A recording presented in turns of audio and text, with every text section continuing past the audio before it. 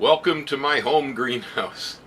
Lately I have had a lot of questions from people about building home greenhouses. People are asking me about how did you put that greenhouse up. I'm always talking about how I've got $180 or $200 or something involved in this project over here.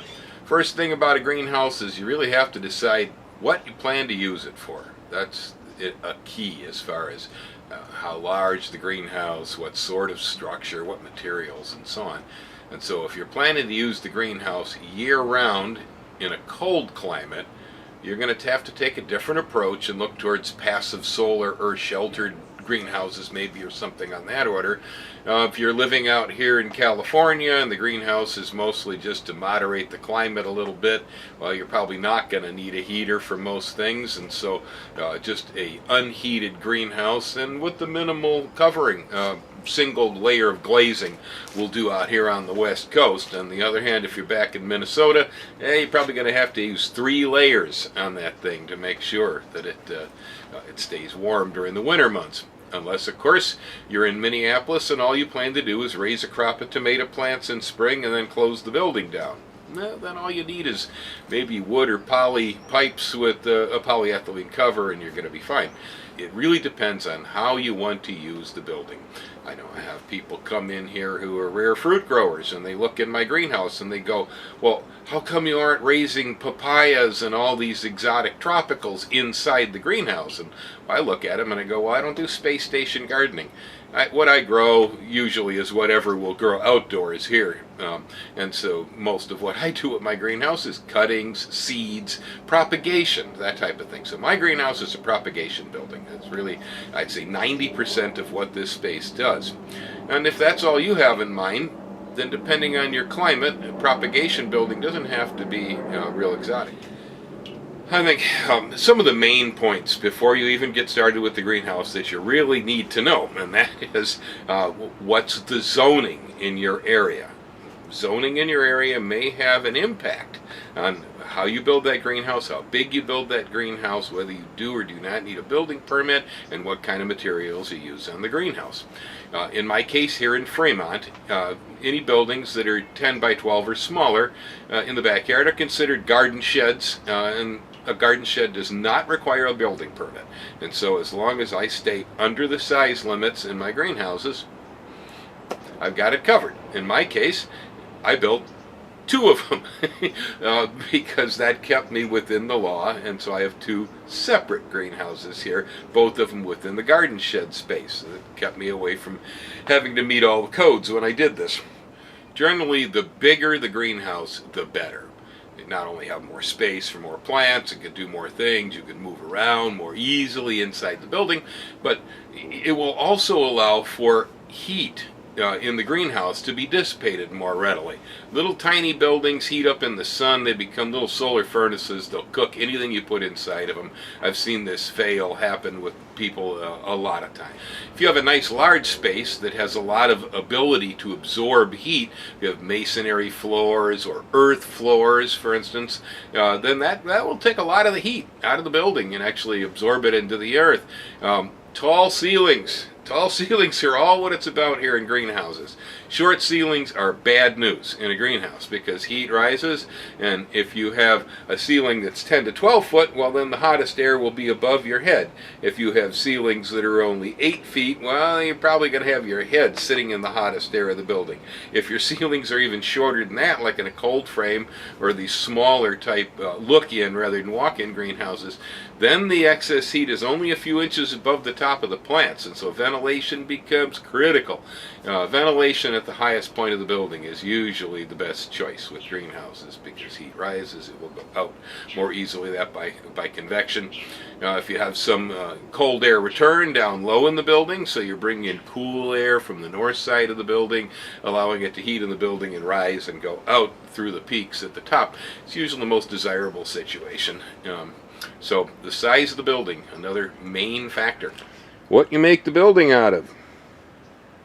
It's another key issue. This particular building is made from recycled redwood. I like redwood. It does not rot. I like cedar. It does not rot easily. Treated lumber is also quite useful, but treated lumber, of course, has its disposal problems. Most areas of the country, that's considered toxic waste. Here's a door you might find interesting during the summertime and the warm weather. I'm using this screen door that's a magnetic. You see, little magnetic strips. It's pretty cool, huh? Opens and closes behind me, keeps a lot of the bugs out, keeps the birds and stuff from flying inside here. My greenhouse does have an official door. It's made out of old redwood fence boards with a sheet of glass fitted in there. Kind of a board and batten design. And so we have a regular door that will close. The peak of my greenhouse right here is 10 feet in the air, and right now we're using window screen in the peak. But once it starts getting cold out this year, I'm going to go up here, I'm going to take the window screen and cover it with some sheets of poly that I have. So I've got some double wall poly that's going to go over this to stop all the air from coming in and out at the peak. I only use this from about April through about October. What you cover a greenhouse with is important. Right here I'm covering it with old sheets of glass. Old glass does not cut easily. It has scratches in it, and the scratches run. So in this case, I just took the old glass out of the old window frames, and I built new frames out of redwood and set the glass in here. UV stable polyethylene is another excellent material for covering greenhouses. I don't think I'd want to use this as an outside covering in cold winter climates, but it sure works good here in California. I'm 7 years on this stuff so far, and it still hasn't broken down. But again, that's UV stable, the ultraviolet stabilized poly. Regular poly from the hardware store isn't going to cut it. It'll crumble in a year. On this side of the greenhouse, I'm using old windows that have been ripped to fit in the openings. They still have their frames around them. Right over here, I've got one of them that's been slung on hinges, and it opens up to a screened opening in the greenhouse to allow air to flow through in the summer. In the winter, I just swing it up and latch it in place with the old sash locks from the windows to hold it there. Now here's a little bit different take on greenhouse structure. Here I'm using Lexan. That's an acrylic plastic sheet. I'm also using Lucite over here, which is a flat plastic panel. These panels over here are a double wall polycarbonate plastic, so there's 2 cells on that one. And then in the door over here we just have sheets of glass. The roof is again completely built out of Lexan and lumber. Here everything's suspended on 4x4 posts. Posts are on anchors right there, steel boots that bolt down to what was originally an old redwood deck. So I took down a redwood deck and a redwood fence, brought it all over here and restructured it. This space for me is predominantly used as a carpenter shop, but it shares a wall with my greenhouse here, and because I don't want the greenhouse to be shadowed by the carpenter shop, I built the carpenter shop with the greenhouse roof and walls. That way the light penetrates right through. And in the case of a severe freeze, or I'm worried about my plants, I could bring them inside here, set them down on the deck, and leave them till the weather passes. Greenhouse needs a good way to mount it to the ground. In this case, we've used regular concrete blocks, dug out beneath them, poured a footing, set the blocks on it, filled the blocks, and then I put pieces of redwood as nailing surface to the top of the block. It's embedded into the concrete with nails. So when the concrete was wet, we pushed that block in there with the nails kind of bent at a 90-degree angle so they'd hold. So it gave me a nailing surface on the top of a concrete foundation. And the rest of the greenhouse is built sitting on 4 of these. There's one at every corner. Greenhouse is a great place to recycle materials. Here you'll see even my benches are built out of scraps left over from ripping down old redwood into 2x4s. As I ripped 4x4s and 4x6s into the framing for the building, I ended up with small pieces. The small pieces then became my tables. You can also recycle other materials. Here's some shelving usually used in garages and workspaces. It's been recycled to hold plants over here. It's a nice enameled steel that's holding up pretty well in here. I'm not having a lot of problems with it.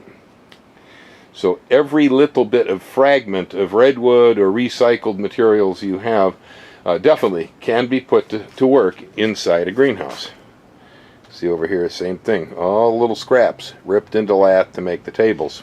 So that's a little short talk about greenhouses and building them in the yard. There are so many different possibilities. I mean, I can go on with this talk forever. The greenhouse I'm using here is quite suitable for use in mild climates like California, Florida, Hawaii, Arizona, and so on. It will work during the spring, summer to fall in most places. It will not work as a wintertime greenhouse in a northern climate. It's a completely different approach. I've had greenhouses like that when I lived in northern Wisconsin, and it is possible that I can discuss them, but basically you're going to want to go with a passive solar type design would be my suggestion if you're going to use a building in the north in the winter. Otherwise, hope you picked up something about greenhouses in the garden. Everybody should have 2 or 3 of these. Thanks a lot for watching. Great gardening.